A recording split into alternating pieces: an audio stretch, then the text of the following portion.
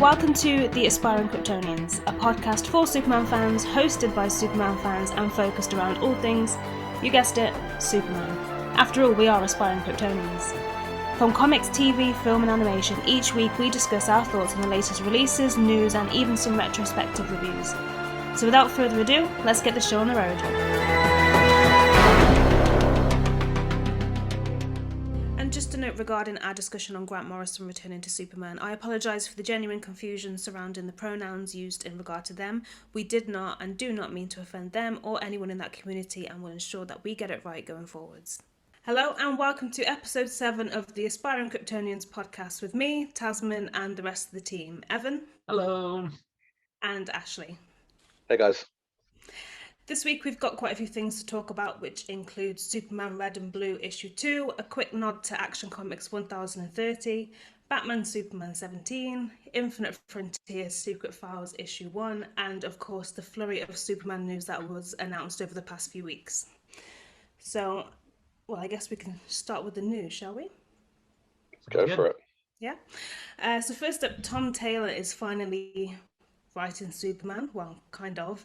DC announced that the current Superman title will actually be replaced with a new series titled Superman Son of Kal-El, which focuses around John Kent taking over the role as Superman. I know a lot of people are pretty skeptical about this because it's actually replacing the Superman title rather than being an additional one. But I think it's going to let John Kent really shine, and I think unless you give him his own solo series, he's just going to be forever overshadowed by his dad. What do you guys think? Yeah, I'm okay with this simply because it's not actually replacing Superman, because we have action and Superman's doing his own thing. You know, it's not like, well, you could name a host of Marvel characters where just the original character is just taken out completely, and for years it's a new character. So I think this is going to be okay. And like we talked about in our interview with Philip Kennedy Johnson, he said there's going to be some stuff going on with John's love life, which I was really enjoying in Legion. So I hope we get more of that. How about you, Ashley? I'm really excited.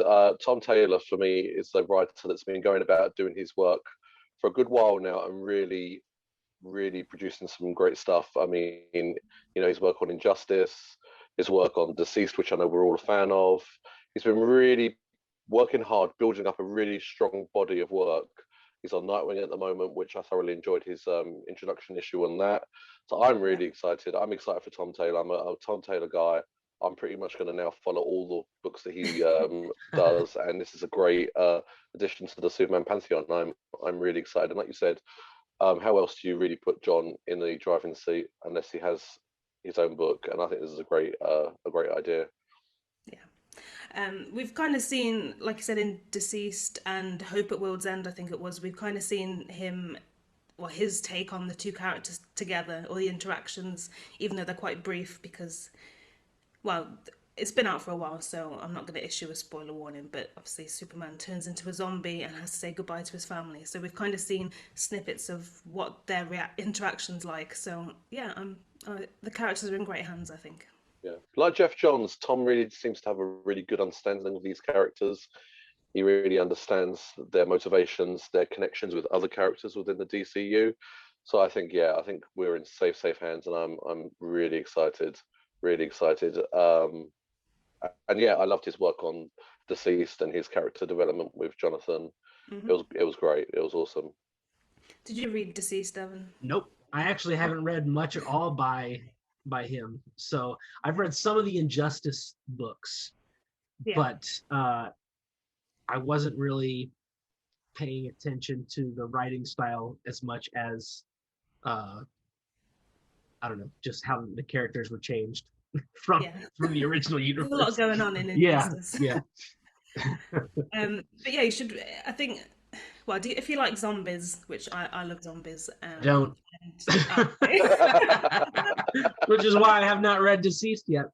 I read Marvel Zombies and I was like, all right, I don't need that again. It's basically DC's version of that, but yeah it's really good. I thought it was good. It was a great book, a great jumping on book as well. I mean, He's also got a Marvel book coming out, Tom Taylor, Avengers Dark Ages, if I'm getting that right. And that I think is going to be another book that's going to be very much like a jumping on point, or kind of not entrenched in mythology like Deceased is. So I'm looking forward to that one as well. As mentioned, the title will be written by Tom Taylor and the art's going to be by John Timms with colours by Gabe Altib, which for me is a dream team. I love John Timms' artwork anyway, and that's really our good. Young Justice team. Yeah. Great stuff. Issue one releases on the 13th of July, and then we'll then release monthly after that. But yeah, have you seen the cover for issue 1 actually? Yeah, it's awesome. Lovely homage. So good. Yeah. Yeah, it's not like it's a standard cover in terms of the covers for the comics, so it's not a variant cover, but it's a homage to Superman issue 1 from 1939, obviously including John instead of Clark, which I love it. Yeah. And all the other variant covers that we've seen as well, because I think they've shown us all of the covers for issue 1 so far, which are pretty good. Lovely covers. So the reasoning behind Superman stepping down could be one of two, and I'm not really sure which one they're going to choose. It's either following the current story in Philip Kennedy Johnson's run, where he's slowly losing his powers because of the radiation poisoning, or it could have something to do with the next bit of news that we're going to talk about. Okay. So Grant Morrison is returning to Superman. When it comes to Superman comics, Grant Morrison is a huge name, mostly for their work on All-Star Superman, but also for countless other things too. I admit I've only read his work on All-Star Superman. So yeah, what do you think about that? Yeah, a big name. Grant Morrison is huge in the Superman mythology. Their work on Action Comics from the New 52 era was seminal. It really introduced some new tropes. It introduced some old embedded kind of storylines from the past. So he's very much they're very much good at going back and using old material and putting new shine on it, new spin, for sure. What do you think? Well, we try to stay very positive here on this show and in our reviews, but I will say I dislike to the ultimate degree everything Grant Morrison has done except for All-Star Superman. For some reason, and I love All-Star Superman. For some reason, his writing in that book, just all of his little Grant Morrisonisms and his love for the Silver Age stuff, it all just really comes together amazingly in All-Star Superman. But then in every other thing he's written, I cannot stand it. So I don't know. So I don't know if I'm going to read this because based on the track record, it's been, and I can get into why, but it's just not my cup of tea. And I think that's the best way to describe it. It is really, really, really not my cup of tea, and I've not enjoyed the way the characters and stories have been represented in his writing for the vast majority. Okay. Well, yeah, I haven't read much of their other work other than All-Star Superman, so I'm kind of biased to only comment on that, which I liked it, so I'm excited to see what they do with this one. But this is only a limited series, so it's only going to be 4 issues, and it's featuring artwork by Mikao Yanin as well, who I love. Did you guys see the All-Star Superman film adaptation, the animated film? Yes, No, I did. Yes, I did for sure. I remember getting that on a Region 1 DVD back in the day before they were being flooded over here on Blu-ray. So I do remember seeing it. I was very excited to pick it up at the time. Frank Whiteley's artwork is just majestic. We don't get enough Frank Whiteley, in my opinion. His run on Batman and Robin, also with Grant Morrison, was sensational. So every single bit of Frank Whiteley artwork that I can devour, I will go for it. I love Frank Whiteley an awful lot. Well, that art just married absolutely perfectly with the story of All-Star Superman. It was great. In the film, it definitely cuts out stuff, but it's a pretty great representation of the book as well. I'll Yeah. have to add it to my list of. I'm going through all the Superman stuff, so I'm gonna have to add it to the list of things that I'm gonna watch and read at some point. But yeah, based on a report by the Hollywood Reporter, this is gonna set up, well, shake up the status quo for the Superman family, and it's gonna set up the stories that are gonna be in Action Comics and Superman, Son of Kal-El. So I don't think, I know people might not particularly like Grant Morrison or ideas about this comic in particular, but I don't think you can kind of miss it because of how interlinked it's going to be, which is good, but Okay. also annoying. I'll have to read it, but we'll see.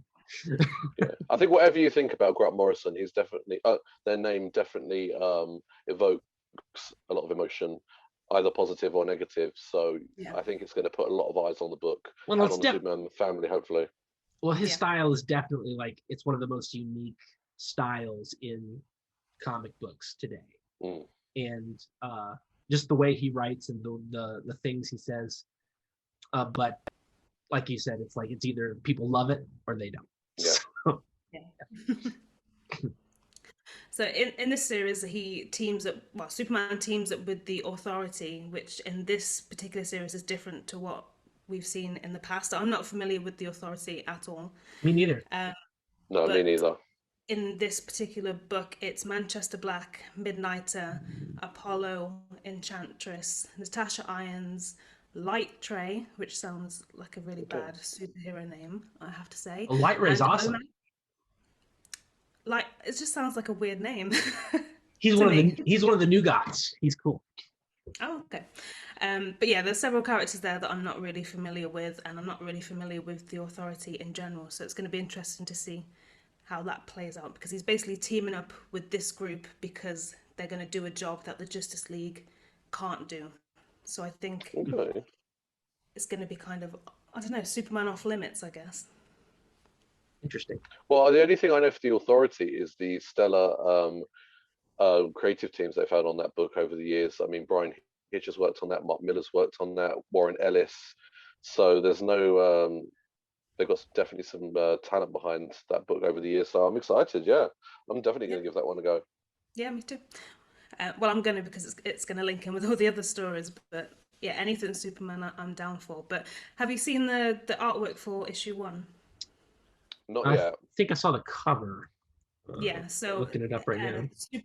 Superman's got a very, very different look, and I love it. And I posted the picture a few days ago, and a lot of people have either loved it or they've hated it. So in this one, he's got, well, you can't see the full look because it's kind of cut down to the torso, but he's got a new haircut with grey insides. He's got a new Okay. Superman emblem, which looks a lot like the one from Kingdom Come. And he's also wearing a t-shirt and gloves. So it's a very different look, but I Grant think it Morrison. looks Grant Morrison loves Superman in a t-shirt. Like good. he just Are they going to loves kind it. of explain? Are they going to explain the grey in his hair? Because obviously he's not sporting grey at the moment. Is that something that's going to develop over time, or? I guess so, because I think this is going to link in, because in the report from Hollywood Reporter, it says, it mentions War World, so I think this is linking in with Philip Kennedy Johnson's Worlds of War, where he Well, has got the grey insides. mhm. And it might have I'm to pretty do sure. with him losing powers as well. Mm. Yes. Yes. Oh yeah, and that, yeah, because then he's got more of a civilian look compared to the full Superman costume. I will say I like the t-shirt look much better now that it's actually like a part of the super suit instead of it's just a t-shirt off the rack, which I also Yeah, thought was silly. But I do, the short sleeve look is cool. I like it, and I especially like it because it's part of the super suit. So. yeah. Yeah. And the gloves add like a bit of a tactical look to Mhm. Superman as well, which yeah, I kind of like Yeah. it. We haven't really. That's pretty much all we've seen from the artwork in terms of that. So I'm excited to see some more. But it's, yeah, like I said, it's a 4-part series which releases on the 20th of July, and yeah, I can't wait.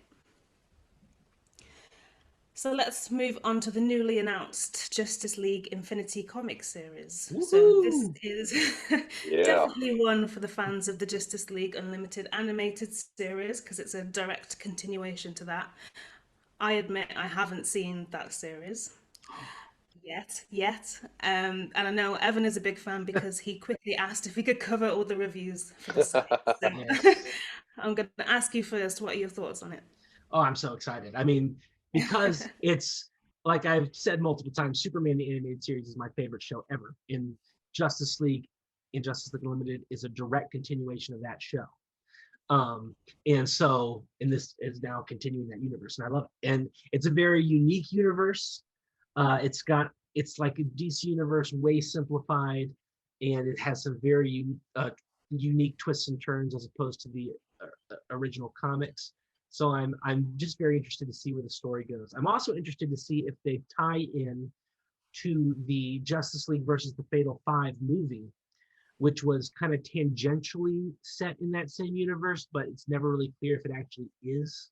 So Okay. I'm very interested to see where it goes. And it's also interesting because in the Justice League Unlimited show, they've put an end on it already. They jumped to the far future and showed the very end of what happens. And so it's kind of cool to see, okay, what happens in between there. Mm. And then in the very last episode of Justice League Unlimited, there's a huge cliffhanger that they leave dangling that they never touch on again. So I'm very interested to see if they do that. What do you think, Ashley? I just basically just want to echo Evan's thoughts. Yeah, this was a show that I grew up watching as well. Some of my favorite television was courtesy of this magnificent show. The two-part storytelling was phenomenal. The Justice Lords, that was one of my favorite episodes. And DC have done a really great job of taking their animated properties and really giving them time and really making some great series out of it. I mean, Batman Beyond, that seemed to really start off quite slowly, but they found Dan Jurgens as a great writer for that, and that's been a great series on its own. There's been a new Batman continuation of the animated series that's been Yes. doing really well. So I think this is going to be a really good home for the continuing adventures of that um, television universe. So I think they're going to put a lot of time and they're going to put a lot of effort. This isn't going to be an afterthought book. I think this is going to be a book that they really focus on, get some really good creative teams on it, and just continue those adventures that fans of a certain age still crave and reminisce over. And yeah, it's going to be great for newer fans as well. Yeah. So Absolutely. this is a limited series again, which only has 7 issues, sadly, but it's co-written by James Tucker, who was the producer of the original animated series, and J.M. DeMatteis, who was the series writer for it. So I think it's going to be a genuine continuation in terms of Oh, that's character awesome. portrayals and things like that. So the artwork is by Ethan Beavers, which I'm not very familiar with, but I've seen a bit of the preview artwork that they've shown, which looks really good. Well, I haven't seen any of the interiors yet, and I'm hoping that Yeah. they do it in the style of the show, because in the Batman continuation series that Ashley mentioned, they Mm. it's like perfectly replicated. Yeah. So I From what I've seen, it's a little different, okay. but it's not too far away. It's you can see the similarities, but it's a little different.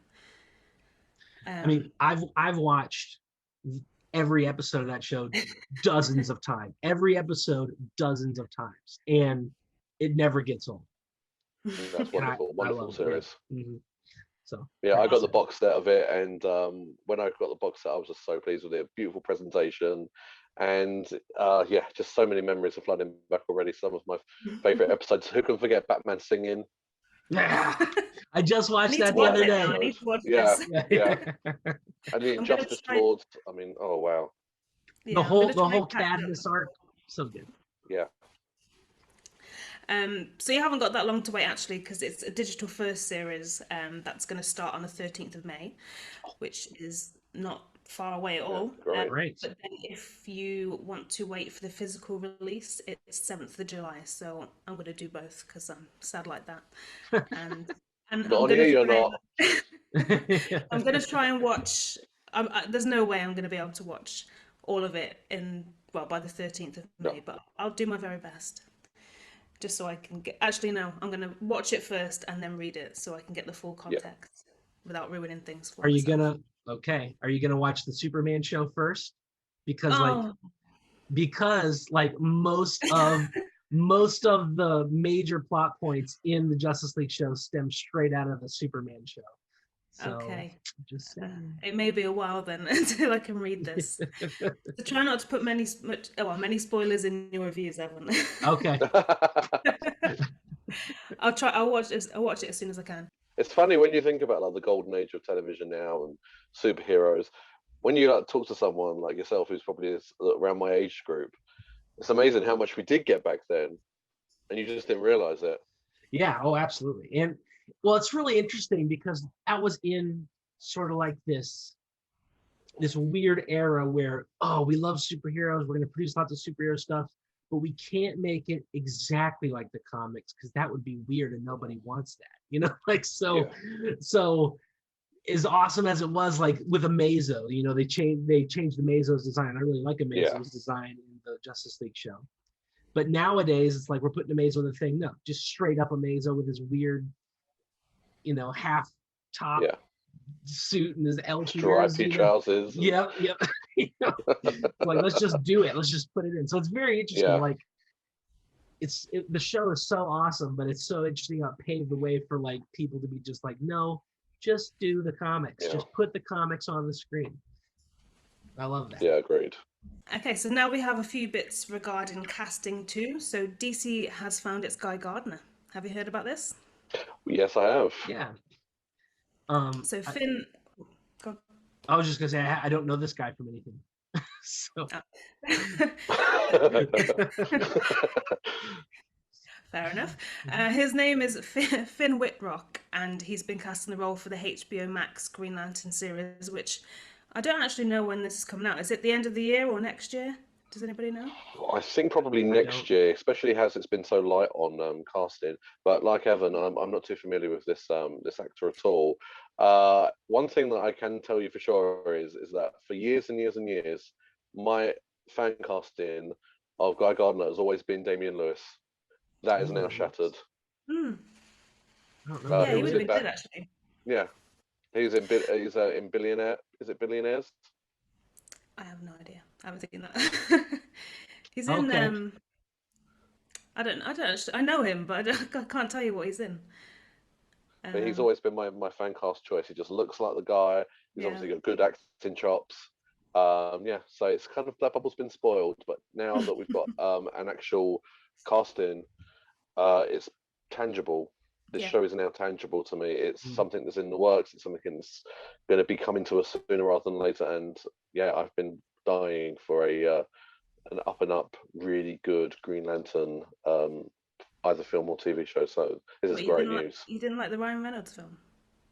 Do you know what? That's a real tricky one because I really like Ryan Reynolds. I think that he was the driving force behind Deadpool. I think that his enthusiasm for the character really pushed that project on into what it has become now.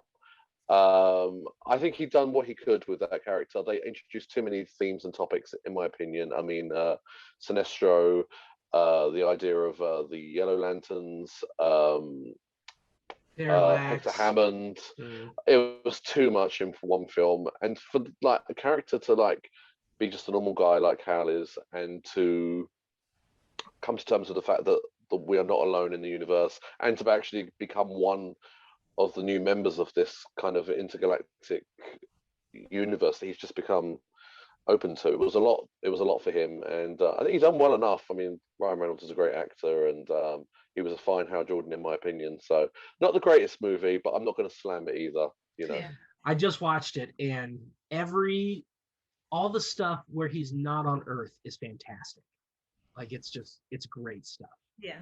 But then all the stuff with Hector Hammond, it's like, why? Yeah. Why did we make these choices? Yeah, But making them high school friends, weren't they? Or they were friends in their youth and things like that. well, and like to me, Hector Hammond is just in all of the DC universe one of the worst villains of all time. It's so like, Yeah, just true. like, why did you choose him? Ashley, did you see the Green Lantern animated series by Bruce Timm? I did. CGI I one? did see some of it. Yeah. I remember seeing like the Red Lanterns appearing in it and whatnot. So yeah, that was a good little show. That show is fantastic. And like, so half the season is about Red Lanterns, and then the other half it gets nuts, and it's so good. And Guy Gardner's in that too, and it was fantastic. But see, God Gardner, he was awesome in, if I recall the name correctly, was it Batman Brave and the Bold? Yeah, They got him spot on in that as well. they did. I'm gonna say he's even better in that Green Lantern animated Oh, that's series. awesome. So I would check that out. And so I mean, this show is it should be awesome. This is Yeah. this is DC's version in chance to do Star Wars. You know, like Agreed. that's what it should be. Like it should never even be on Earth. It should just be in space. And Yeah. I mean, and they got to beat Marvel to the punch before Marvel gets wise and does Nova Corps. So Yeah. let's do it, Agreed. DC, and make it awesome. Yeah. One thing that Green Lantern movie did get right was the casting of Sinestro, though. I mean, Yes. me and Tasman had the luck to meet Mark Strong in real life, and what a great Wow. guy he is. Awesome. For him as Sinestro, I mean, when he has the core gathered around him, and he's like giving the pep talk, the speech, and he raises his arms in the air, the arrogance of it all, just he exudes everything that South Sinestro is. You know, just arrogant and that sense of knowing better than everyone else, and I know what's best for you.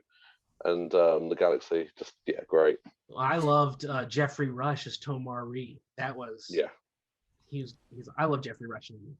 He's great. Yeah. Well, back to Finn Whitrock. Sorry. The original news that we're talking about. He's known for his roles in American Horror Story and Ratched, or at least that's where I know him from. And I don't know if you're familiar with those programs, but he's a psycho in those. Wow. When you look at him, he looks kind of innocent, and he's like, he just looks innocent and likable. But in the roles that I've seen him in, he is absolutely psychotic. So I think he's going to be able to pull off any role that's put in front of him. And if you haven't watched American Horror Story where he's in it, watch it because it's really good. But he must have good pedigree if he's coming from a show like that then. So that's exciting. Yeah, very good. And we have our first look at Naomi. So Naomi is a character who debuted in her own solo series. I think it was last year or the year before. So she's very new to the DC universe. I read that series and I loved it because I saw a lot of myself in her, and it was mostly really? It was mostly because she has a huge fascination of Superman, and I could probably sue Brian Bendis for the variant cover of issue 1 because it's basically me. So she's basically opening up her locker and it's covered in Superman pictures, which is what my room looks like at the moment. Are you guys familiar with her? Yeah, very much so. I remember picking up the original issue. Mongol was in that issue, if I recall. I remember seeing the cover, and I definitely thought of you straight away. So I've seen the artwork they produced for the new for the show, and unfortunately, she looks great. But we have our Naomi right here. I just don't have the superpowers. You do look a lot more like the comic book version than the actress in the image. Well, thank you guys. I just don't have the powers or the acting skills. Otherwise, it would be me. I loved her limited series. It's fantastic, and then it immediately continues in the issues of Superman, Action, and Young Justice.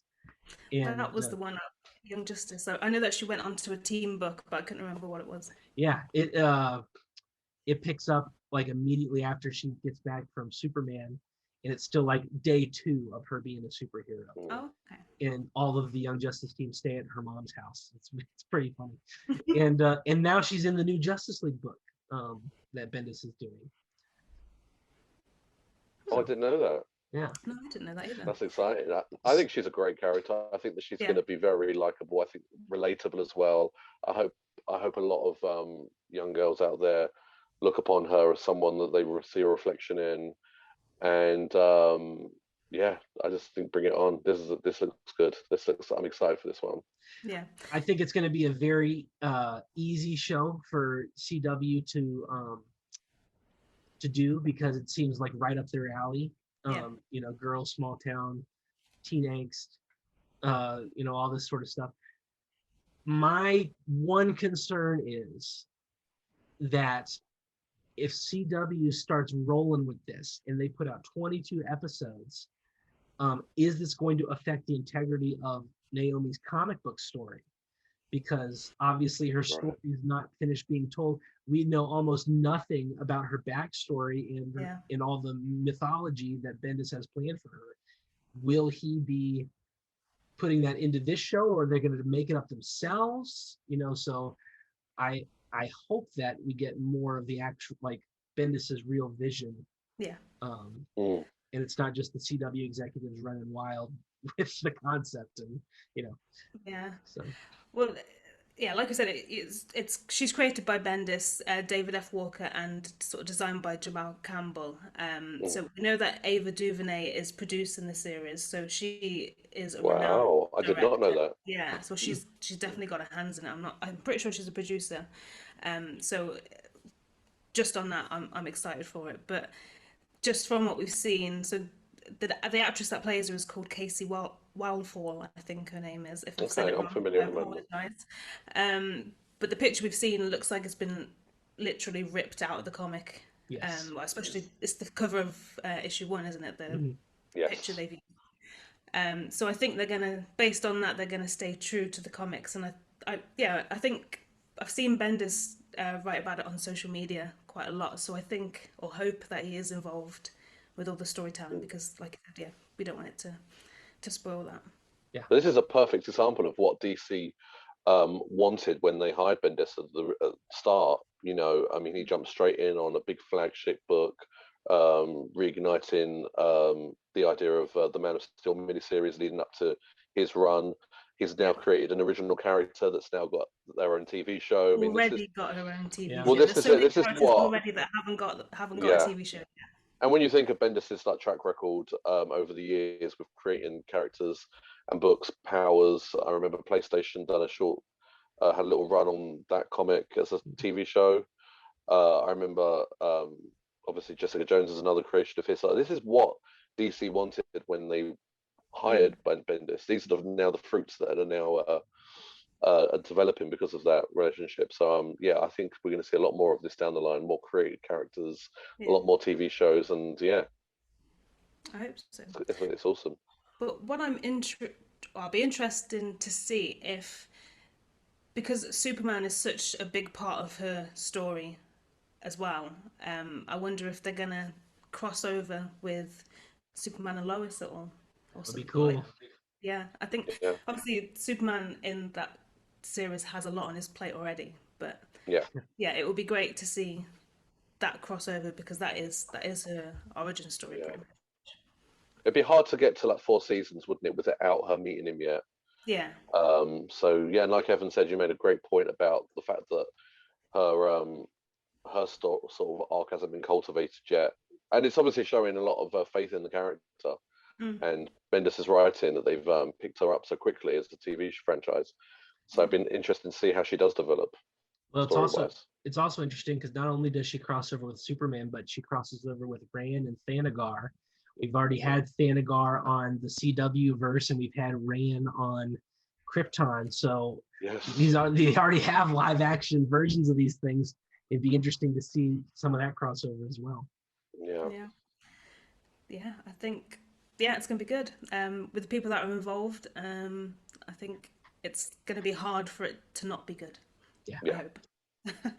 And last but definitely not least on the news front, DC Fandom is back. All right. Oh yeah, I'm excited. Yes. So 16th of October, mark your calendars and don't make any other plans, because last year it was 2 days, wasn't it? Yes. So you had the first day for the films, and then the comics comics. Right, yes. Day. But they've only announced 1 day so far, so I'm not sure if it's going to be different or the same sort of format.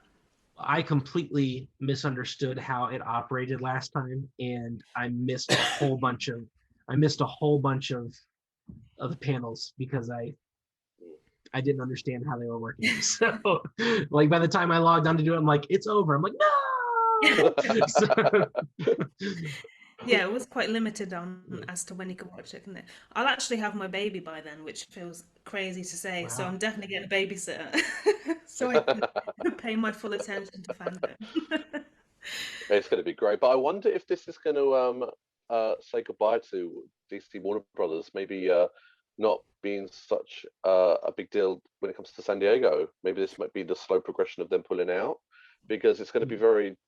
It'll be interesting to see how what wealth of riches that they bring to San Diego only mere months before they have their own convention. So I Mm. wonder if it's going to play a role in maybe their receding kind of participation in that I kind of want convention. it to be as well as, so obviously being at San Diego and going to Hall H is amazing, which I've managed to do once in my life, and I want to do it again at some point. But for people that can't make it there, and there's a lot of people that can't make it there because it's Yeah. quite hard to get tickets to San Diego Comic Con, let alone queue for God knows And how even long. when they are at San In Hall Diego, it's hard H. enough to get there.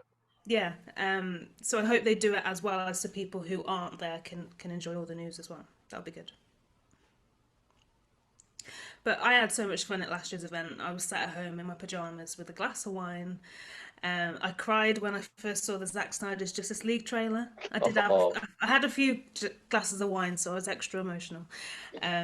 But I was featured on a few things as well. My makeshift Clark Kent cosplay was on there, and the picture of me sat in a pile of comics in That's my right. Yeah. Superman room, which, yeah, it's just nice to be featured, and I like that they've kind of brought the fans in rather than just doing a show for the fans, if that mm. makes sense. Hmm. But But this was also a convention that delivered. I mean, yeah, we got some really good stuff last year. I mean, some really great trailers, some really good behind the scenes stuff. I mean, that Suicide Squad behind the scenes yeah, reel was great. I remember waking up on Sunday morning and watching that Batman trailer because I Yeah, that couldn't was stay up cool. late enough. And that just blew my mind. I thought that was a wonderful trailer. So this mhm, convention has got pedigree. It shows that it's not going to skimp. If it's got something to show, and it's got something to tell us exciting, I think that we're yeah. going to be very pleasantly surprised. Maybe a Black Adam reveal, maybe a teaser trailer, Ooh, perhaps. that would be I was going awesome. to ask you, what are you hoping for from this year's fandom? I still want a Superman video game, man. Like Rocksteady's been teasing it. They're doing the Suicide Squad thing, so probably not. We'll probably Yeah, get more Suicide Mm, Squad stuff, but uh, I loved all the video game stuff. I love the yeah, Batman family game. Um, mm, so other than that, yeah, Black Adam would be cool. yeah, Um, I don't know. Some surprises would be nice. Like they just yeah, totally blow our minds with something like, by the way, this yeah. is coming. That'd be cool. yeah. What are you hoping for, Ashley?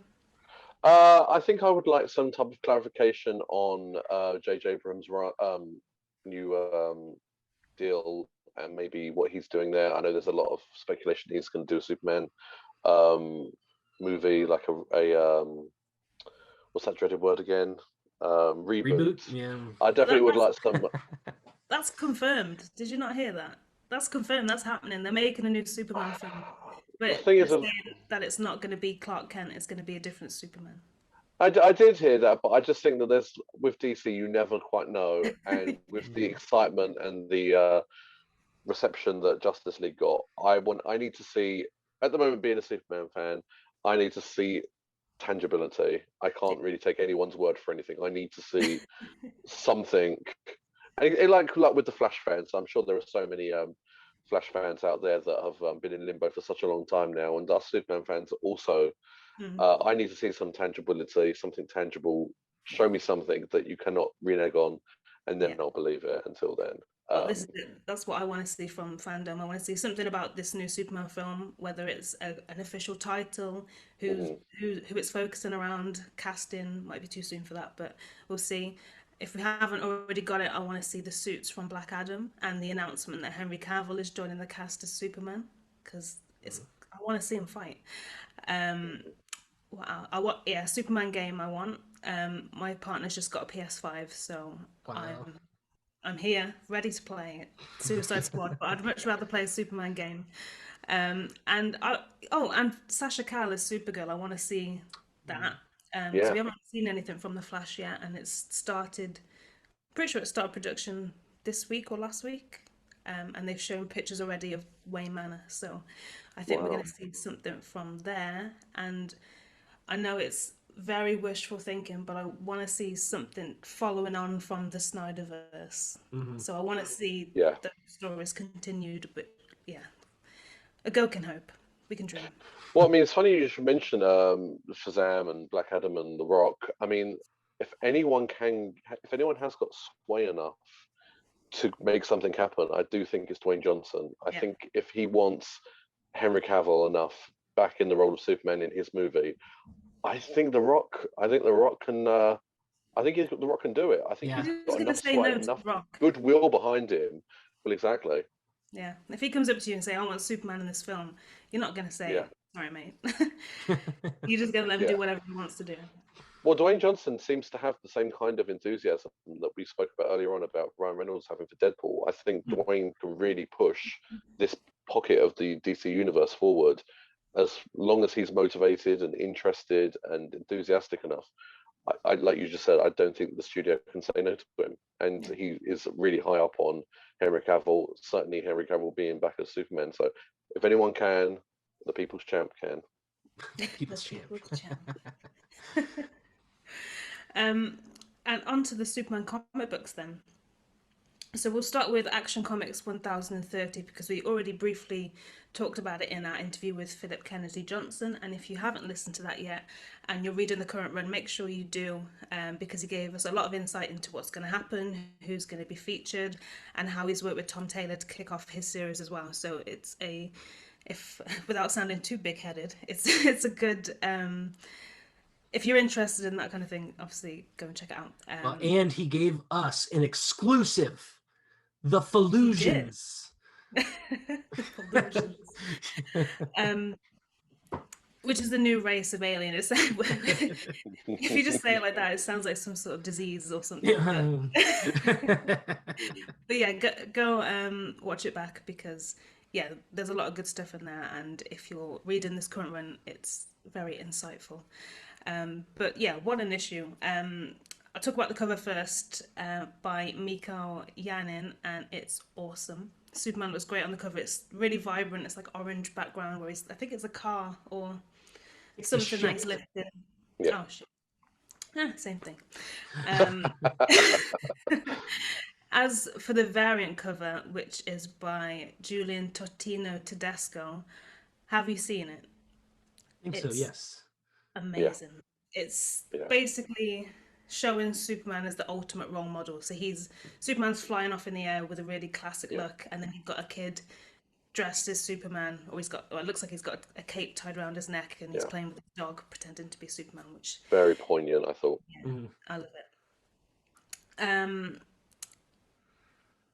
The story itself I loved, and it was a really great setup to the new story arc. So we got an insight into War World and what Mongol and his crew were up to. Yeah. We got a brief insight into the private life of the Kent family, very brief.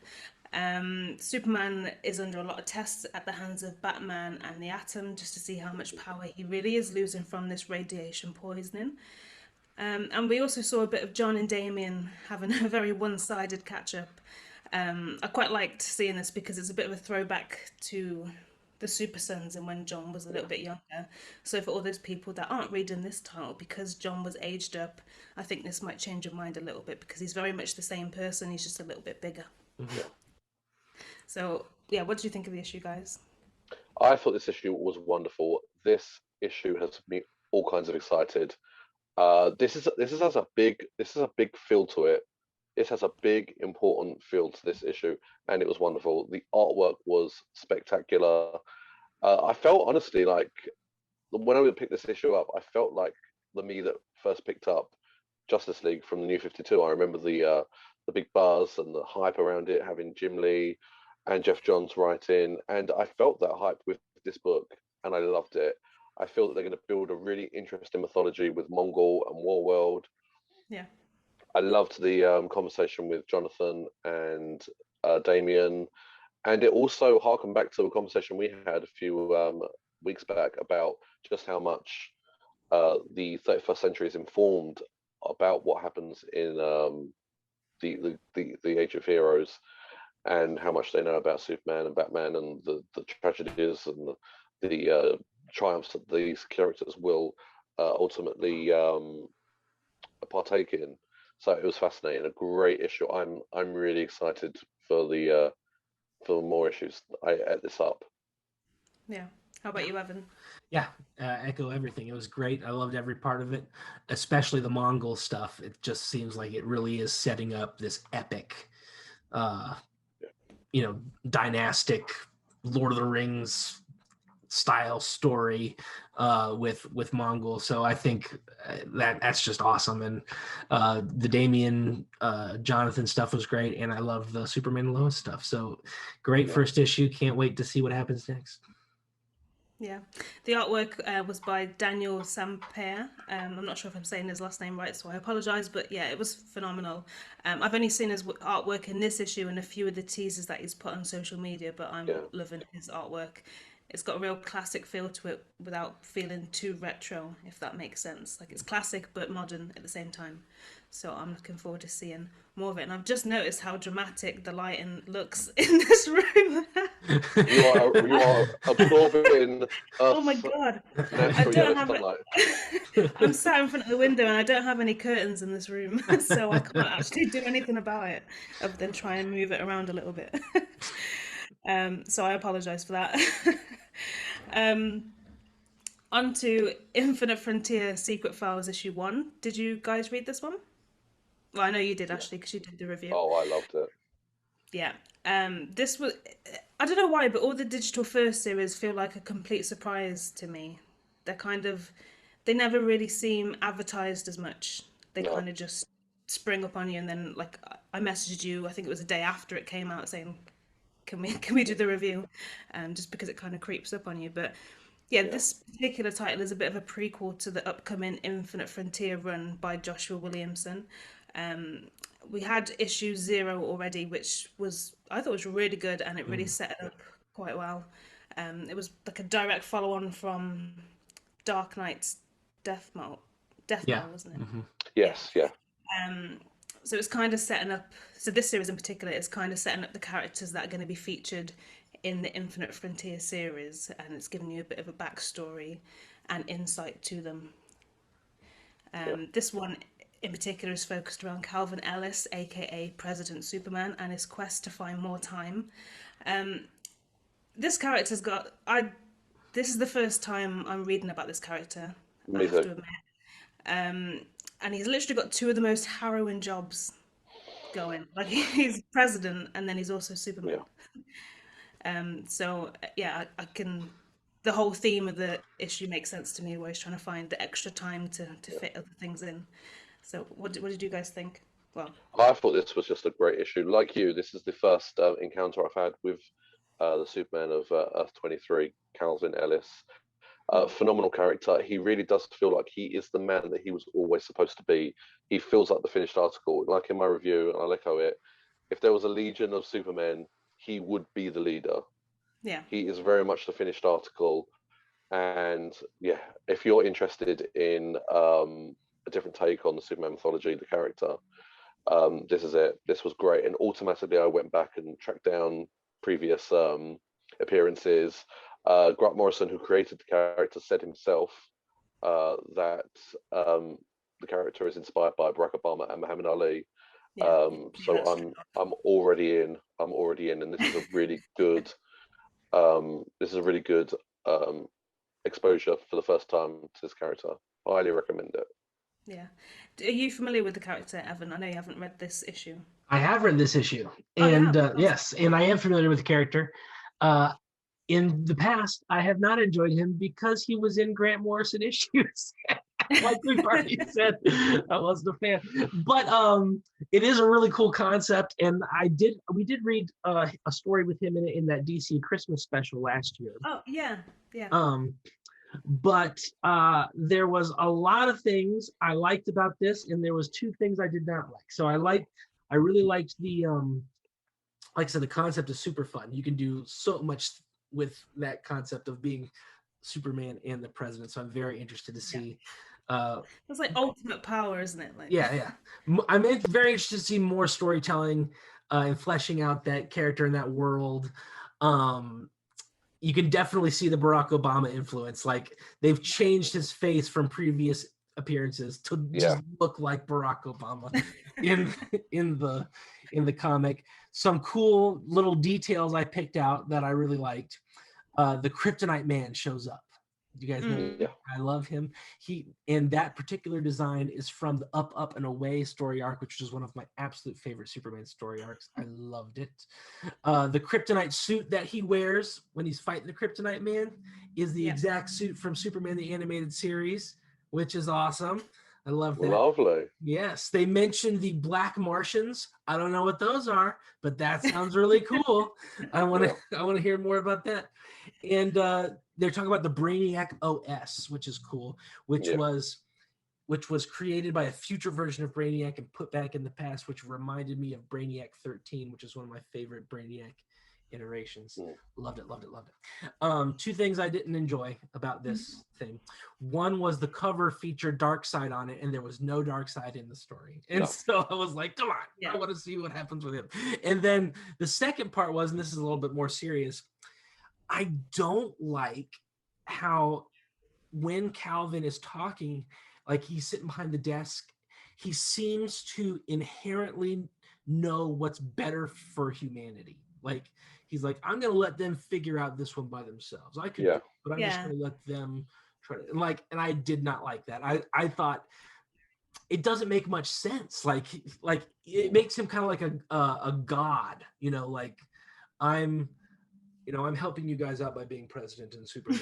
I'm gonna let you guys figure this one out, and maybe I'll step in if I need to. And and maybe that's just I very much. Maybe that's just I touched upon that I touched upon that in the review. I felt that he definitely seemed like a more enlightened character than the rest. And you've definitely nailed it on the head. There's definitely something there in the way that he carries himself. He's very self-assured. I did like that side of him, I must say. But I like that it also made people think and took a different path in their way of thinking as well. So yeah, he's kind of encouraging them to think better or do better, I guess. But I see what you mean. Yeah, but I mean, like, to me, it doesn't make sense if he's similar to our Superman in that he was raised on Earth. Like, where did he get this enlightenment? Like, if he was from Olympus or something, then I could see, okay, he's got this special knowledge that was given to him. And if it's just the crystals from his spaceship, like in the Superman, the movies, like that's where he's getting his enlightenment from. To me, that also doesn't make sense because like you're getting your enlightenment from this flawed civilization that doomed themselves, so like who are you to be giving us advice? So I would be interested to hear or to see more of that fleshed out and see where he's getting that position from. In the issue, I can't remember if they actually say when this is, but because it's a spin-off from Dark Knight's Death Metal and from the Infinite Frontier, it's definitely, I think it's either a different Earth or multiverse. Well, it's obviously a different Earth, but a lot of stuff could happen between then and what's happening in this issue. So this could be like hundreds of years in the future kind of thing. Yeah, it would be definitely interesting to see what type of events have been chronicled for him to be this way. Obviously, he might be a being that's just made the right choice time and time again. Or it's just gonna. I think it'll be definitely interesting to see where he's been. So I think if this kind of storytelling does anything, that I think is a win. If it makes you want to read more and to find out how he got the way he is. Well, that's it, yeah. And I'm speaking just from this issue because I'm not that familiar with the character. I know of him, but I don't know a lot about him. So, yeah, I'm going to go back and read about him. Have you guys read Astro City? Nope. Any of Astro City? Okay, well, there's a character, there's a Superman character in that called the Samaritan. And this, you should, if you can, read Astro City #1 because this very much reminded me of that issue. Okay. Okay. I'll look that up. We'll go on to Batman, Superman, 16 and 17, I guess we're going to talk about because I talked about issue 16 before, but nobody else had read it, so it was a very one-sided conversation, so I want to bring it all back up first. So we'll go through 16 first, which was where Jean Luen Yang and Ivan Rice really took over and made some crazy, crazy changes. To summarize, Superman and Batman have stumbled across the archive of worlds, and these are stories from that very archive. So, like I said before, when we talked about it, it's two separate stories, which is the world of tomorrow for Superman and the world of the night for Batman. So, yeah, some of the changes, I'll just reel them off very quickly and we'll discuss after. So, in Superman's world, Martha Wayne isn't dead. I don't think Bruce Wayne is Batman, or there's no evidence of that yet. Alfred is Bane, which is the craziest part of it. And in Batman's world, he's also Martha's lover, apparently. yeah.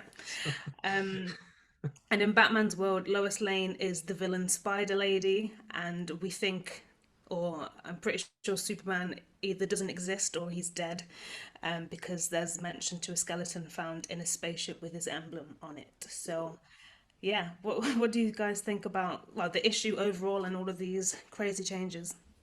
Well, I just thought this thing was wonderful. I mean, I'm very much a visual guy. I'm very much attracted to comics, especially in my younger years, by the artist or the interiors. And my goodness, Ivan Reyes just knocked this thing out of the park.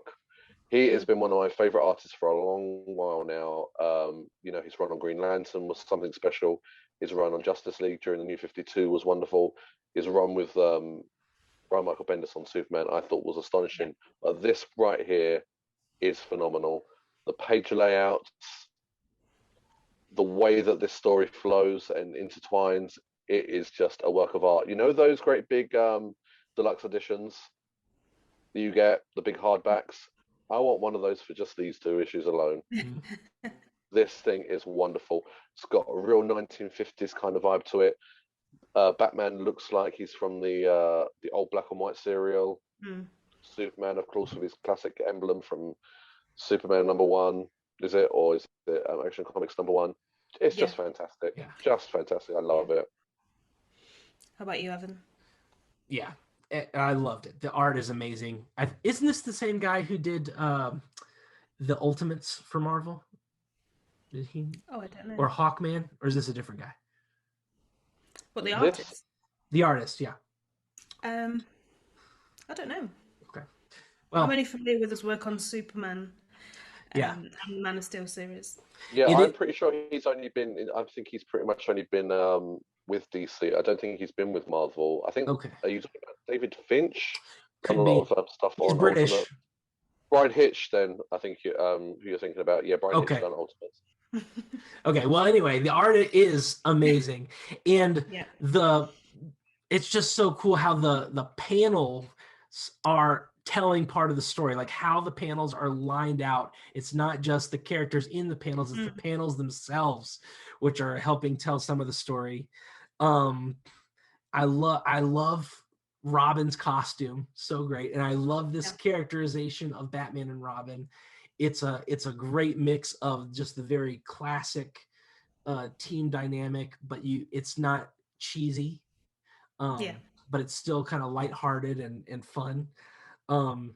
Dead baby Superman is horrifying.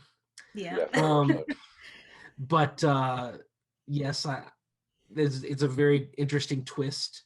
I love I didn't pay much attention to the narration in the Superman story, but the narration in the Batman story is fantastic. And they keep calling him that weird crime fighter of the night, which I think is like a line from early Batman comics. It's great. There's a little panel in there where Superman destroys something with his heat vision, and he kind of like winks and does it with one eye. Oh yeah. And I love that. I thought that was great. And let's see, one more thing. Oh yeah, I'm just doing random little details. I noticed that in the Daily Planet, they all use Mac computers, so I like that because I'm Mac. So, I didn't notice that. Yeah. It's might be a little too deep for That's a deep cut. Yeah, deep cut. But this villain that's in the actual main universe, the Auteur, such a great idea. Like it's wacky, but it's so original. It's so original and it's cool, and it's just set up this amazing storytelling device, which is giving us this amazing story. I love it. Yeah. He feels But very also, much like a character that would fall very much in line with someone like the Watcher from Marvel. He's someone that's overlooking the events that are taking place, kind of thing. So, as a worldly being that kind of like the multiverse doesn't mean much to him. The boundaries he can flip from one to the other, collecting all these different stories and archives and things. Well, to me, it's interesting because like the way he's presented and how he's doing what he's doing, it feels very Grant Morrison to me because it's just it's wacky, you know, where it's actual film strips that Yeah, he's using. But if it's like a Galactus situation where it's like he's a dude in a giant purple hat, but they explain that's just how humans perceive him because that's how yeah, the only way our minds can comprehend. Mhm. If it's like that sort of situation, this is fantastic. You know, like yeah, it's well, I mean it's fantastic either way, but it's less wacky that way. yeah. And Yeah. you know, it lets you do the really cool visual convention without being quite as wacky. But either way, I love it. Yeah, that whole idea about the archive of worlds in film could that could open up such a wide range of different stories, not with just Batman and Superman, but all the other characters in the DC It'll be- universe as well. That would be really cool to see more of that as well. It's also interesting how he explains that these aren't just alternate universes. This is like the main universe that he's editing.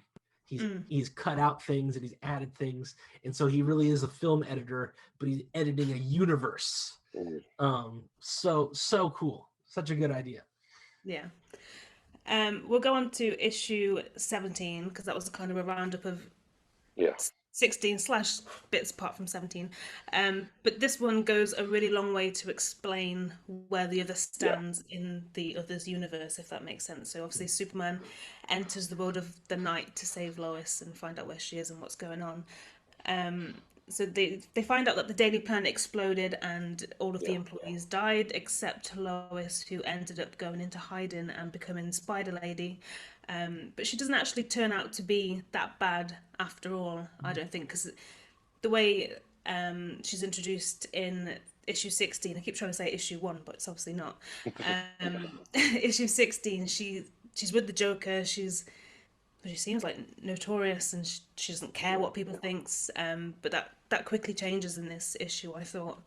And she says that she's been dreaming about Superman, um, which is why she instantly kind of warms up to him. And yeah, who wouldn't? What I really liked about that was, and what you've touched upon is obviously the way that the panels are presented as film reels. They Mm, say in the comic book where people are missing or where certain ideas have withered away. That's walled in the universe, and the film reel, as it becomes more, it becomes on fire at times, and it yeah, represents sort of like the fire that or the portal between the two worlds side by side. But so every time it becomes more rackety and more damaged, it represents the thinness of the walls between the two dimensions yeah. where I like how something's they missing. acknowledge that as well. I like how they Yeah, acknowledge the fact that this is film and, well, this is an archive of a film. I like that that's acknowledged in the story. Yeah, it's interesting that the characters in the film don't understand that necessarily, and they're Yeah. just like, I don't even know what I'm looking at, and yet they're hopping from reel to reel. Yeah, and Um, they jump straight into it. They yeah, don't know what it is, but very interesting. And this was very cool because um, normally when you have a first meeting between Batman and Superman, they are aware of each other's existence and mm, like yeah, what they can do, and it's just their first meeting. But this time, they've never even heard of each other, and they know yeah, nothing about each other. And I love how Batman's like, take out his jetpack, and like, he's not yeah. using a jetpack. That was great. He's like, what? He can hear us in here. He's like, Yeah. yep. Yeah, we find out that the warden is Lex Luthor as well. yeah. So he was kind of teased in issue 16, but wasn't really. Well, he wasn't really a big part of it, but I guess he is in Well, this one. they made us think he was Hugo Strange because of how Mm, he's dressed, but yeah. it's Lex Luthor cosplaying as Hugo Strange. Well, I kind of thought it was Jim Gordon as well. The I don't know, part of the way he looks reminded me of some of the looks that he's had in Mm. comics as well. But yeah, I don't really know what he's doing just yet, unless I kind of milled over that. But he's working with these Batman villains, and they're like souped up versions of themselves. So you've got the Joker, Penguin, and some other guy who I'm not really Parasite. sure. Parasite. I should have known that. But yeah, they've kind of got boils all over them. Joker has extra mouths on his stomach and his shoulders, and Penguin is huge. Like, what is going on? Yeah. Well, it seems like they've cloned the originals, Yeah, and they've got a regular version, and then they've got these crazy mutant versions. This is very but interesting. like the regular versions weren't bad enough. Like, Yeah. did you see the little cameo from Bibbo Babowski? Yep. Yep. Yeah. No, That was I great. really like Yeah. that. But I wish he was in it a bit more. But it's nice that he's been involved. Do you think Lois as Spider Lady is an homage to Spider-Man comics because she looks just like Black Cat when she's breaking people out, and she's got a little taser thing like Black Widow, and of course her name is Spider Lady. So interesting. Yeah, I think when I was talking about it on the podcast before, I wasn't sure who she was supposed to be, but immediately I thought it was Black Cat, but I knew it wasn't because I knew that was Marvel. So yeah, I don't know. Could I think be. if Donny Cates has anything to do with it, the writer on Venom and Thor at the moment, then definitely yes, because the whole of the Justice League turned up in, I think, Thor #2. So Really? Oh, really? yeah. He's definitely alluded to the fact that perhaps the Marvel and DC universes are somehow maybe connected. But I think Awesome. it was a bit Oh, more that tongue could in be cheek really fun. cool, actually. That could open up a whole Yeah, comic series where they cross over because I know they did it in comics before, like yeah, amalgamation. Superman, Yeah. Spider-Man, and stuff like that. I hope that happens. But yeah, I'm excited to read more of this world. And there's no stopping, like, because of what the story is about with all this multiverse and the different worlds and him editing all this, well, editing everything that's happening. There's no limits. There's no boundaries. So No. we could see every other character in the DC universe within this series. I hope, or eventually see their own series where this kind of things happen to them. I love how the auteur is narrating Superman and Batman breaking into his ship, like in real time. Yeah. I love that so much. That was great. Um, anything else to say on Batman Superman other Yeah, than one last yeah? thing. I think that I've seen, no, I don't think I've seen, I know I've seen the cover for, is it issue 17, where they're like in the Wild West? Oh no, Ooh. 17's this one. So I think I posted that. 18 or 19, where they I look think like they're in the Wild I want West. to say 19. So I we've still think. got a ways to go on Well, this this is it series. though, because if that cover is anything to do with the interior, this could be a whole nother Yeah, world that. Oh, I don't know if it's world or film. I don't know how to how to describe it, but you know what I mean. yeah, A whole other film, like a Western era, which yeah, it could be like a collection of Elseworld stories within yeah, a series, which It would would be be really amazing. neat because it seems like right now they're in like those 1930s serials sort of genre. But if we do a Yeah, Western genre, then we could get into like a RoboCop genre, you know, like stuff like that. It could be crazy. yeah, no, yeah. yeah, I'm excited to see this, and yeah, the artwork. I love Ivan Rice, and I really want some of his original art at some point, which I'm gonna try and get my hands on at a con or something, hopefully. But yeah, it's phenomenal. Yeah. Um, okay, last but not least, Superman Red and Blue issue 2, which, like the first issue, is a collection of stories by a plethora of creative teams. And the covers for this are just. I feel like the artists involved. I haven't written down the names of the artist and pictures of the covers, sadly, but they're all very unique, and I feel like they've all got their own. Like, there's no boundaries again. Like, especially the variant 2, um, which is a very I don't know. I can't explain it. It's very different. It doesn't look like a comic artwork at all. But I kind of like that they've allowed the creative freedom to do that. Have you seen the covers? Yeah. I have seen the covers. Yeah, I think Yeah. Yeah, the way that you're describing it is actually pretty spot on. I think that they're taking artists and really letting them run with the ball. There is doesn't seem to be a lot of oversight. It seems to be like just go and express yourself, Yeah. and that's what we're getting. We're getting a lot of, I mean, with a lot of variant covers, especially Superman covers recently. We're getting a lot of gorgeous pin-up pieces. Mm. Not so much sticking with the conventional comic book art, especially some of the European artists. And I think that they're just allowing these talented artists to really just interpret these characters the way that they see fit and making it work and giving us something completely different Yeah. from the core titles that we're getting, for sure. And the same can be said for the stories in these books, as well, this book in particular as well, because they're all completely.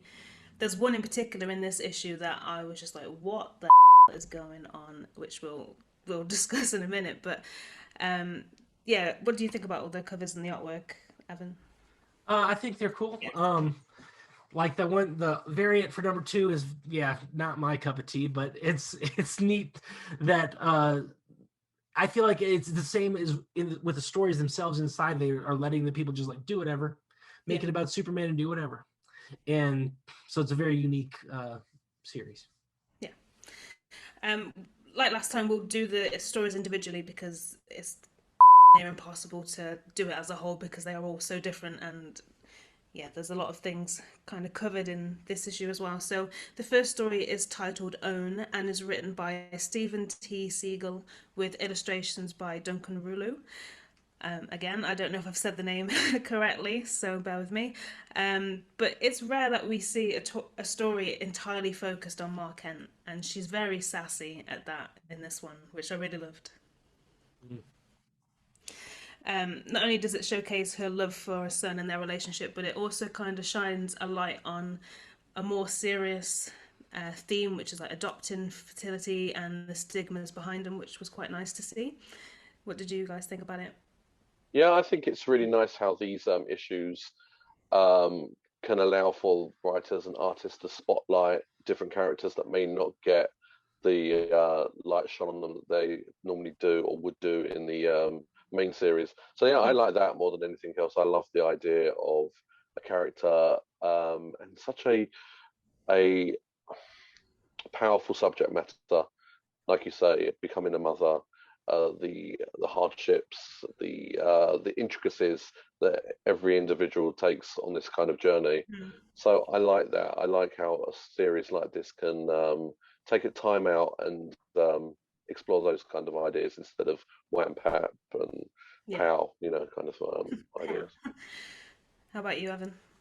I felt the exact opposite as you guys, I think. Oh, Yeah, I love the artwork, but yeah, this is the one story. Like most of the stories in this issue aren't my cup of tea, but mm. this one goes further than that, and I just really did not appreciate it.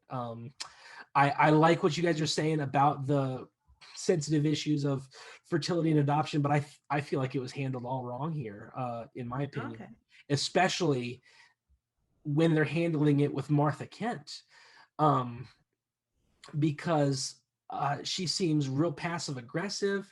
She seems bitter, spiteful, smug. She's cursing.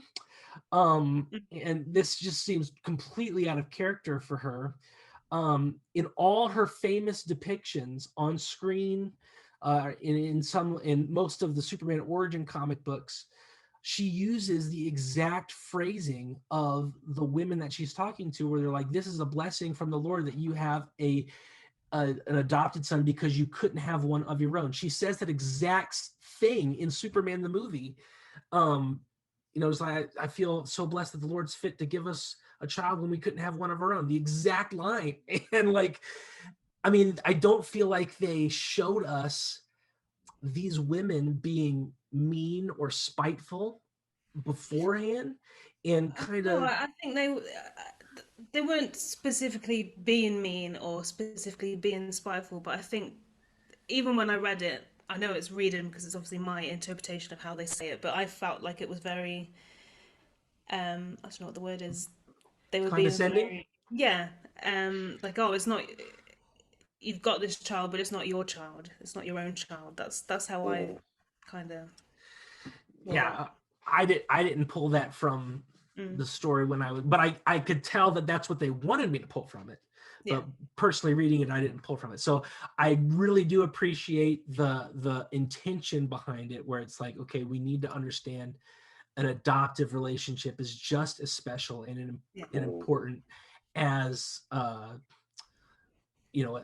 biological relationship. But I just think this was handled all wrong, and especially the character of Martha. I did not appreciate. She was very different to the Mark Kent that we're used to, but I don't know. I kind of like the sassiness of it, and she came off to me as a total Karen, like, in the negative connotation, like. Well, I got that feeling from the women that she's talking to. I thought they were the Karens, but yeah, it's a hard one because it is so different, but it's down to how the reader interprets it, and I'm kind of glad that we've got. See, me and Ashley see it one way, and you see it a different way, so I'm glad we got the to-in and fro-in from that, I guess. The second story is titled Into the Ghost Town and is written by Chuck Brown with art by Dennis Cowan and John Staniski and coloured by Chris Sotomayor. I don't know why I do this to myself. I should just not say who the artists and stuff are because I have such a hard time saying their names sometimes. So I hope I've done it justice. But I wasn't expecting to see Val Zod featured in this series, but it's great to see him on the pages of the comic again. This wasn't my favourite story. I think this is my least favourite story. First of all, this take on Krypto the Superdog was terrifying. Krypto the Superdog holds a special place in my heart. I love dogs. I love Krypto. And this was like, they basically gave him a personality and put it on a robot. And it was just terrifying. They turned him into like knockoff Scooby-Doo. And like, why, Superman teaming up with the actual Scooby-Doo is one thing, but don't give us knockoff space Scooby-Doo and call him Krypto. I don't know about you guys, but when I was little, I used to watch Wallace and Gromit, and there's one where there's a dog, and it's the robot dog. Yeah. I can't think what it's called, but it reminds me of that, and I used to be scared of that dog when I was little, so this brought back horror stories for me. But yeah, compared to the other stories in this issue, this just felt more like an action story, and it didn't really have the heart that some of the other stories had. But it was a unique take on the characters, but yeah. It didn't have an ending either. So maybe they're gonna carry it forward in the next one. I don't know. No, that'd be interesting. Yeah. Now, maybe you guys know this. I thought Val Zod and Calvin were the same character, but apparently they're not.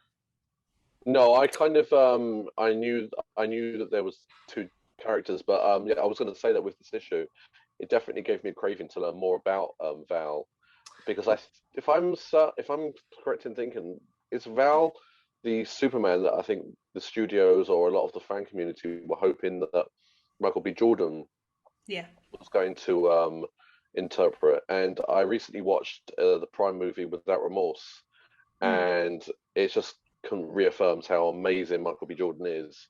So by all means, if they want to make him Val, by all means, because he's a wonderful actor, and this is definitely a Superman that I would like to learn more about, because like you, Evan, there was a time where I thought they were the same character for sure. I thought that was just Calvin's Kryptonian name, but because I was familiar with Calvin before. So is Val Zod the Superman from Earth 2 in the New 52? Is that what I'm knowing him from? I don't know this character either, to be honest. Other than this, I knew that he was in comics before, and I know of him, but I don't know a lot about him. But I'm pretty sure Tom Taylor created Val Zod because he said he created him in mind with Michael B. Jordan in mind. Okay.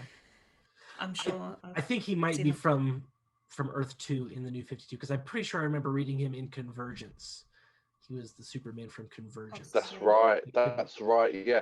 Yeah, you're right. Yeah, you're definitely right there. I remember reading the Earth 2 books, and that's it. That's what's great about these podcasts and things. You just like someone else's purview, just reignite something in your mind. Yeah, you're definitely right there. So I guess that's the only thing I've read him in is Convergence, I guess. Yeah, there's part of this that reminded me of Judge Dredd a little bit too, and I think that's down to like the robot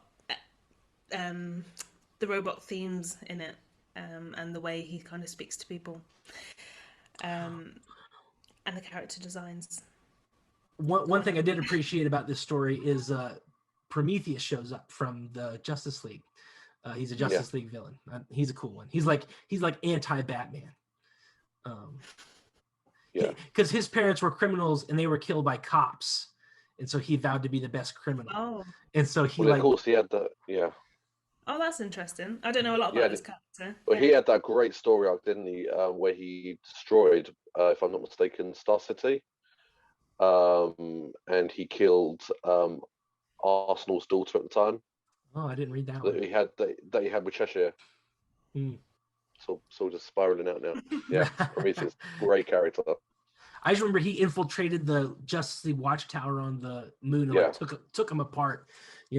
So he's super smart. Yeah. But yeah, I don't really have much else to say about that story, to be honest. It wasn't my favorite. The artwork was actually good, and it matched the tone of the story, despite me not particularly liking it. But there were moments in it that reminded me of John Romita Jr.'s artwork in Action Comics, like some of the way. I think it was down to like the line work and the facial expressions in some cases. But we'll leave it at that for that one. Third story is titled Patience and is written and illustrated by Dan Panosian. And this focuses all around Lex Luthor, as he once again tries to overcome Superman in numerous ways, featuring kryptonite. Well, in this case, it's red kryptonite, I think. I like this story. Not only did it portray Lex Luthor well, but Superman was great in it. I loved it. What do you think, Evan? It was okay. This one wasn't. I did not like it, and it wasn't the greatest. But I love the artwork. I thought the artwork was fantastic. I loved how they showed Lex Luthor smiling, particularly like when he's smiling, like, "Oh, you devious little," like, he's so bad. And the one thing I was like, I didn't like about it was like, please stop doing boxing matches. Let's just stop. I know, like everybody wants to do it. I just am not here for it. Like, can we not? It kind of took me back to the Superman versus Muhammad Ali comic, though. So a bit of a nod to the. Because they do it a lot in the old comics. Yeah, well, and they just did it in Superman Up in the Sky with. They did. Yeah, a whole issue. That cover was awesome. It was. I'm like, but I don't know. It's just not my thing. Yeah. Yeah. I do want to see like Superman in like a Mortal Kombat situation, though, like a non-boxing, martial arts tournament. I think that would be cool. Well, just play Injustice. That's what that is, isn't it? Yeah. Yeah, I love that game. I love those kind of games as well. Like, I'm a Tekken kind of gal. Well, I call myself the Tekken Queen, but I bought. I used to play it on my Xbox, and I used to win every time. And then I bought Xbox Online, Xbox Live it was, and then I quickly realised how bad I was at the game and died at every But yeah, I love those kinds of games. But yeah, in this, Superman isn't just his powers; he's obviously more than that, like in general, anyway. But this this story in particular does a good job of showing that. And yeah, I like the artwork too. I think the other ones kind of used the colours as shading, but in this one it was like dot work and line work, which was quite cool. Yeah. But yeah, I'd like to see more of Dan Panosian on Superman writing or artwork, to be honest, going forward.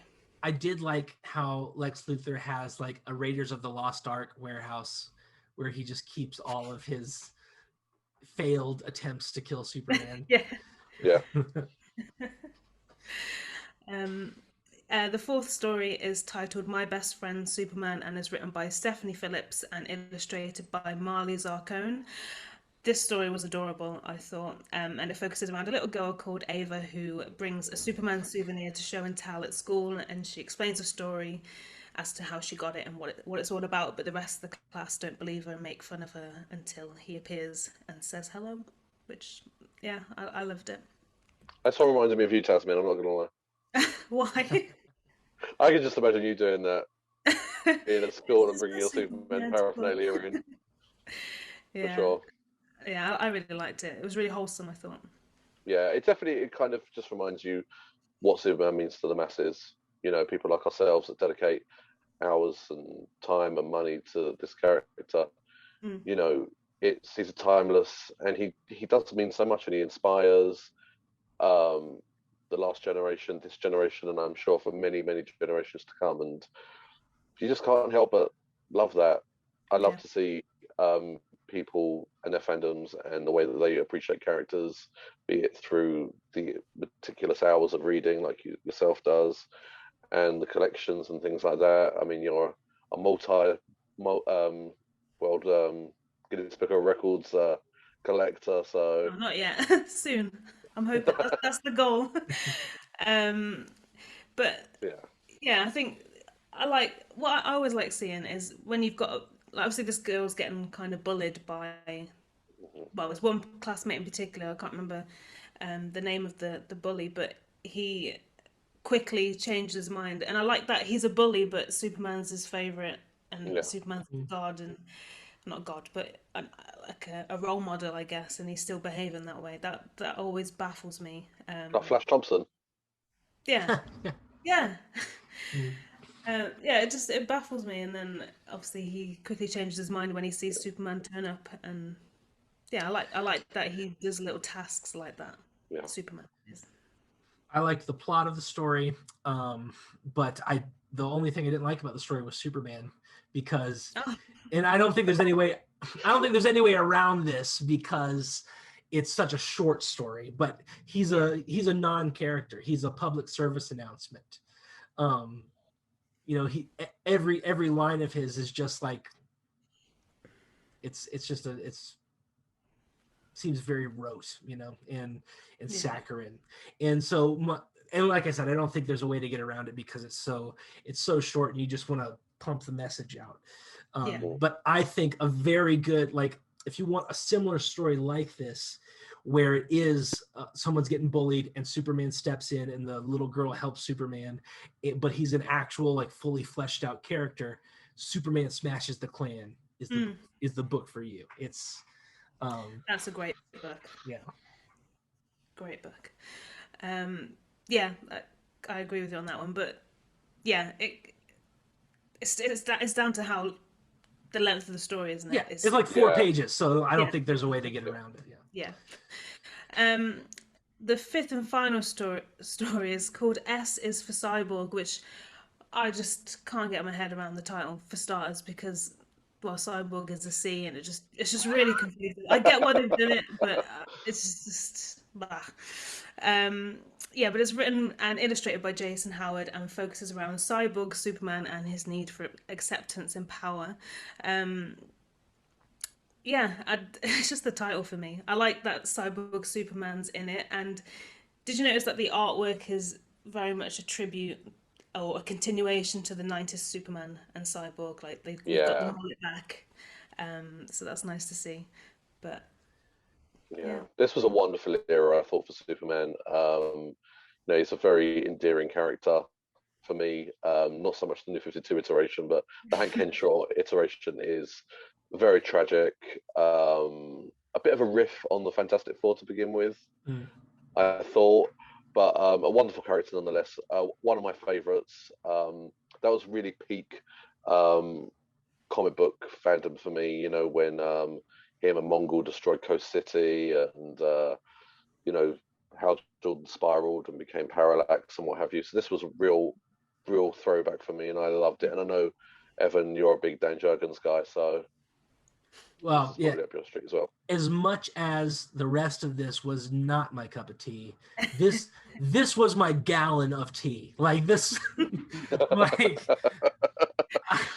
I loved this. It was so good. The art is fantastic, yeah, and you like I like it because Superman is not presented as this perfect, always knows what to do, public service announcement kind of character. You can tell through the dialogue he's flawed, he's figuring it out, and that's my favorite. And like the mythology of this, like some of the dialogue where Cyborg's like, I was birthed out of your very matrix. Like, that's very specific. That's 90s minutia. Like this, Yeah. and he's got the mullet. This could be taken out of this book and just stuck in a 90s graphic novel, and it would just continue the continuity.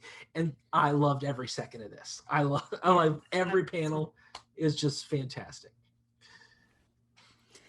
Yeah, it kind of focused around the tenacity that Superman's got as well, like regardless of the situation. So he's like the voice of reason, and regardless of what happens, he sticks to his morals and ways at all times, regardless of the consequences and how difficult that makes it for himself. So yeah, I really like this one as well.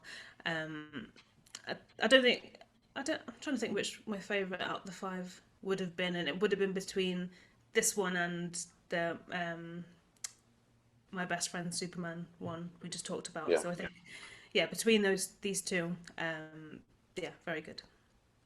Yeah, I think I for one will say, I think Tasman, you've done a fantastic job of naming the artists and writers each week we do this. And this is what I don't know if I think you do a great job. But this is really what the great thing about these anthologies are. You know, getting writers and artists that maybe on the way up or not quite there yet, working on a character like Superman, getting more eyes on their work, and showing the highlight and just putting a spotlight on them. So that's what I really love about this series as a whole. And you know, all the different series like this, be it Batman Black and White, Harley Black and Red, even over to Marvel, we've got the Carnage one and the Wolverine one. It's really putting eyes on all these different talents and hopefully seeing them progress. Who's going to say no to doing artwork and writing on Superman? Yeah, and this is a great place to start. Like on the when I post a review on social media, I try and tag everyone in it that's involved, and when you kind of see. Well, once I've tagged everyone, I'll go through their social media a little bit, and you can kind of see how happy they are that they're working on Superman, or even though it's just this little story, it's quite nice to see their enthusiasm as well. And next week, I don't know how many issues of this series there actually is. There's 5 listed on the CLZ app, which is what I used to put all my comics in. But next week, Robert Venditti is writing one of the stories, so I'm looking forward to that because I really like his. His writing is awesome, and I was so pleased to see that his digital first comics were all going to be bound up in a nice hardback. So I've got that on pre-order. Yeah, Venditti is one of my absolute favourites. His work on Green Lantern was absolutely superb, and the digital first issues of Superman he done, was it Man of Tomorrow? Just great. Oh yeah, those just were great. Awesome. Yeah. Those were the Superman comics that I started reading after COVID had hit and everything had slowed down pretty much. Those were the first comics that I had read, and it was like such a beacon of light to see brand new comics coming out, and it had to be Superman, and what a wonderful writer, as well. Yeah, those were fantastic. Yeah, he's actually agreed to come on the show as well. So awesome. We'll sort that out exciting. At some point just before because he's doing Superman 78, isn't he? So we'll tie it. Yeah. Oh, that's going to be cool. Yeah. It's talking about anthology and getting new writers and artists in. If they run out of slots for like writers for 4 pages, DC, call me. Well, this is it. This could be another chance as well. So even if they could get, once they've finished with the artists and writers that they've obviously already got their eye on, but fans could submit artwork and stories. That'd be great. Yeah. And that is really what Superman is all about, isn't it? It's about, community. It's about the fans. It's about, shedding hope and light. And that's a great way. Yeah. I'm down for that, Evan. I support you. Thank you. Yeah. Throw us your pitch. We'll throw it in. Well, I think that sums up our topics for this week, and I think it's been quite a long episode actually. So I apologise for the length, but thank you guys for taking the time to listen, and we'll see you next time for episode 8. Bye. Bye-bye. You've been listening to the Aspiring Kryptonians podcast.